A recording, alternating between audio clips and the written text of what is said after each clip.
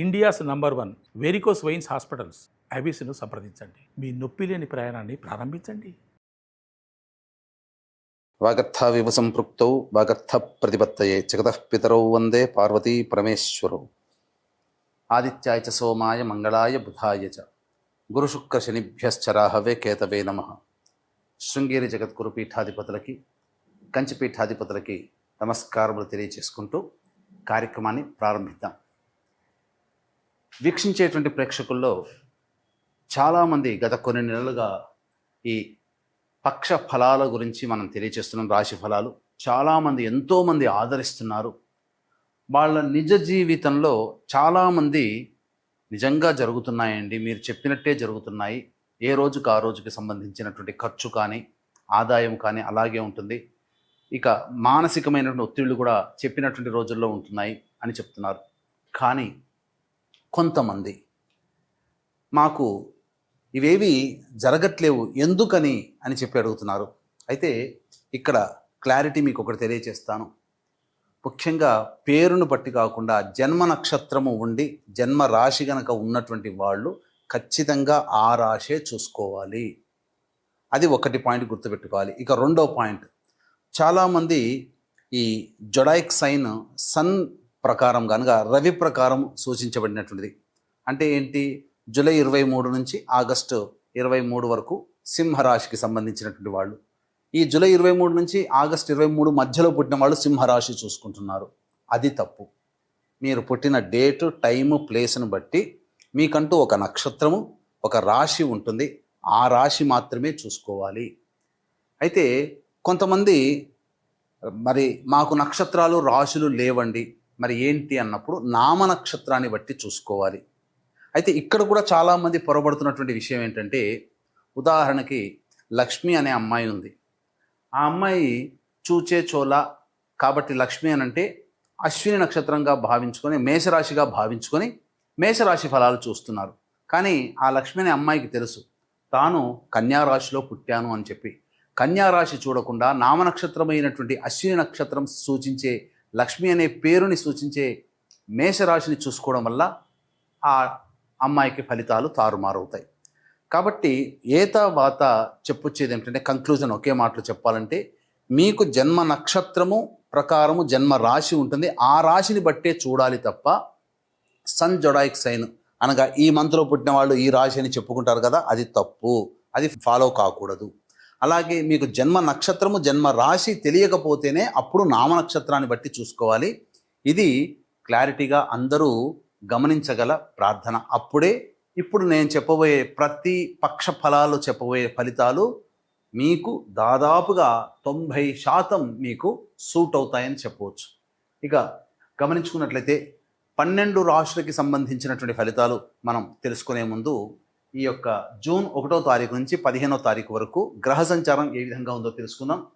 As యూజువల్గా శని మీనరాశిలో, రాహు కుంభరాశిలో, కేతు సింహరాశిలో, అలాగే శుక్రుడు మేషరాశిలో మరియు వృషభ రాశిలో రవి సంచారము, 6వ తారీఖు వరకు బుధుడు వృషభ రాశిలో, 7వ తారీఖు నుంచి బుధుడు మిథున రాశిలో, అలాగే గురువు మిథున రాశిలో, కుజుడు 6వ తారీఖు వరకు కర్కాటక రాశిలో, తదనంతరం 7వ తారీఖు నుంచి కుజుడు సింహరాశిలో మరియు కేతు కూడా సింహరాశిలోనే సంచారం చేస్తున్నాడు.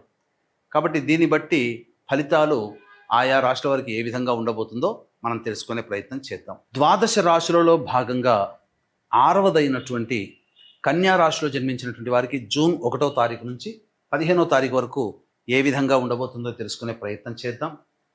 రాశి నుంచి 6వ తారీఖు వరకు లాభస్థానంలో కుజగ్రహ సంచార ప్రభావం వలన ముఖ్యంగా అనారోగ్య సమస్యలతో ఎవరైతే బాధపడుతుంటారో వారు అనారోగ్యం నుంచి విముక్తి అవుతారు.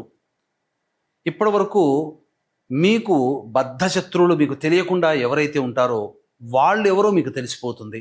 తద్వారా మీరు వాళ్ళకి టిట్ ఫర్ టాట్గా ఉండే అవకాశాలు ఎక్కువగా ఉంటాయి. అన్నిటికంటే మించి రావాల్సినటువంటి రాని బాకీలు 6వ తారీఖు లోపల మీరు వసూలు చేసుకుంటారు. అన్ని విధాలుగా మంచి జరుగుతుంది. మీకు తెలియని ఎన్నో విషయాలు 6వ తారీఖు లోపల మీరు తెలుసుకోగలుగుతారు. 7వ తారీఖు నుంచి మాత్రం కుజుడు కేతు యొక్క స్థితి మీకు 12వ రాశి నుంచి 12వ స్థానంలో ఉన్నటువంటి కారణం చేత అనవసరమైనటువంటి ప్రయాణాలు, వృధా ఖర్చులు, అలాగే కాలయాపన జరుగుతుంది.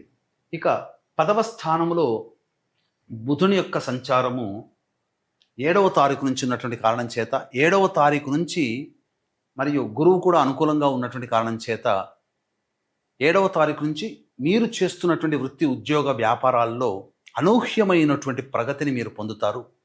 ఇప్పటి వరకు ఇబ్బందిగా ఉన్నటువంటిదంతా కూడా మీకు 7వ తారీఖు నుంచి మార్గాలు సుగమం అవుతాయని చెప్పవచ్చు. కాకపోతే 6వ తారీఖు వరకు కాస్త డబ్బుల విషయంలో జాగ్రత్తలు పాటించాలి. విదేశీ యానము, విదేశీ విద్యకు సంబంధించి చేయ ప్రయత్నాలు చాలా మటుకు బెడిసి కొడతాయి. కాబట్టి జాగ్రత్తలు పాటించండి.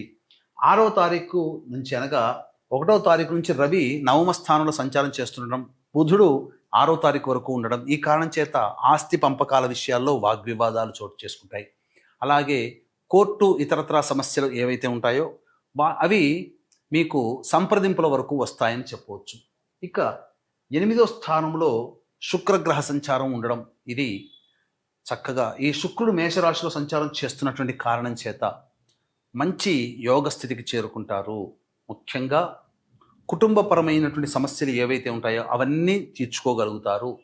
రావలసినటువంటి రాణి బాకీలు శుక్రగ్రహ ప్రభావం వలన మీరు పొందుతారు. స్త్రీ సౌఖ్యము చక్కగా ఉంటుంది. కోల్పోయినటువంటి బంధుత్వాలు, మిత్రుత్వాలు మళ్ళీ తిరిగి సంపాదించుకుంటారు. 7వ శని ప్రభావము యోగదాయకంగానే ఉంటుంది.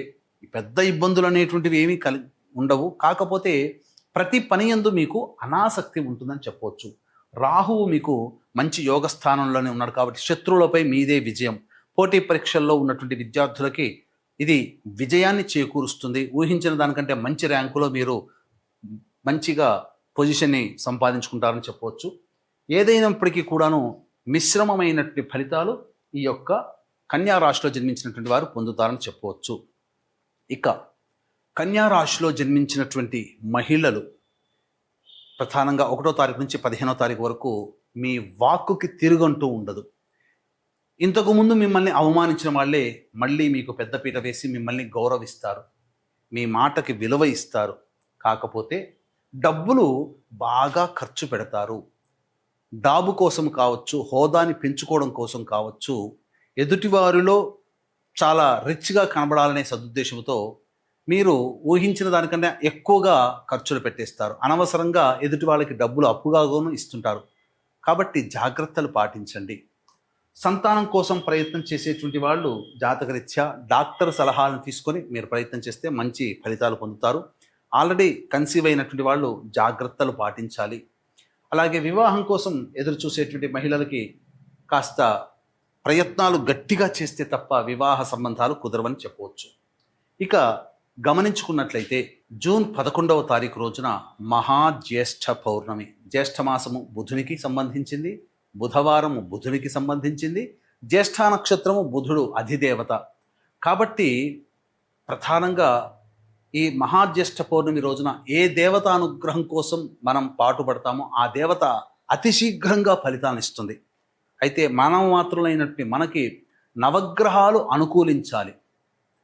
కాబట్టి ఈ నవగ్రహాల యొక్క సంపూర్ణ అనుగ్రహం అతి శీఘ్రంగా కలగడం కోసం, ఎందుకంటే నవగ్రహాలతోనే మన జీవితం ముడిపడి ఉంది. మంచి చెడు మనకేది జరగాలన్నా నవగ్రహాలే. కావున ఇట్టి నవగ్రహాల యొక్క అనుగ్రహం కోసం సంపూర్ణ నవగ్రహ శాంతి మరియు జాతకరీత్యా కలుగు విద్య, వివాహ, ఉద్యోగ, దాంపత్య, అనారోగ్య సమస్యల నివారణకి సర్వదోష నివారణ పూజలు, హోమాలు జరిపించి కరుంగలి మాలని మీకు శక్తిపాతం చేసి ఇవ్వడం జరుగుతుంది. అవకాశం ఉన్న వాళ్ళు ఈ 11వ తారీఖు రోజున ఉదయం 9 గంటలకి ప్రారంభమవుతుంది కాబట్టి ఉదయం 8 గంటల లోపల మీ గోత్రనామాదులు నమోదు చేసుకోవచ్చు. ఇంకా వీలైతే ఇంకా ముందుగానే నమోదు చేసుకునే ప్రయత్నం చేయండి. ఇక దైనందిన కార్యక్రమంలో 1వ తారీఖు రోజున మీరు అన్ని రంగాలలో ఉన్నటువంటి వాళ్ళకి అద్భుతమైనటువంటి ఆదాయము చేకూరుతుంది. సంతోషంగా జీవితాన్ని గడుపుతారు. విందులు వినోదాల్లో పాల్గొంటారని చెప్పవచ్చు. ఇక 2, 3, 4 తేదీల్లో ప్రశాంతత లోపిస్తుంది. ఒక జిగ్జాగ్ వ్యవస్థలాగా ఉంటుంది. ఏ పని చేయాలన్నా ఆసక్తి ఉండదు. ఖర్చులు అధికంగా ఉంటాయి. సరిగ్గా నిద్ర పట్టకపోవడము, అలాగే సమయానికి భోజనం చేయలేకపోవడం అనేటువంటి ఇబ్బందులు ఉంటాయి. 5, 6 తారీఖుల్లో పెండింగ్లో ఉన్నటువంటి పనులని పూర్తి చేసుకుంటారు. మరీ ముఖ్యంగా జాతకరీత్యా ఈ సంబంధించినటువంటి రావాల్సినటువంటి రాణి బాకీలు వసూలు అవ్వడం ఆనందకరంగా ఉంటుంది. అలాగే పాత మిత్రులను కలుసుకుంటారు. విందులు వినోదాల్లో పాల్గొంటారని చెప్పవచ్చు. 7, 8, 9 తేదీల్లో కనుక చూసుకుంటే కుటుంబ సభ్యులతో వాగ్వివాదాలు పెరుగుతాయి. అలాగే ఇతరులతో శత్రుత్వ భావనలు పెరుగుతాయి. ధనము అధికంగా ఖర్చు అవుతుంది.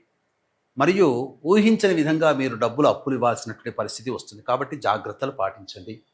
ఇక 10, 11 తేదీల్లో కనుక చూసుకుంటే నిరుద్యోగస్తులకి ఉద్యోగం లభించే అవకాశం ఉంటుంది. వ్యాపారము అభివృద్ధి, అలాగే పెట్టుబడులకి ఆస్కారం ఉంటుంది. లోన్లు శాంక్షన్ అవుతాయి. అన్ని విధాలుగా ఆనందదాయకంగా ఉంటుంది. సోదర సోదరీమణులు మిత్రులతో ఆనందకరంగా జీవిస్తారు.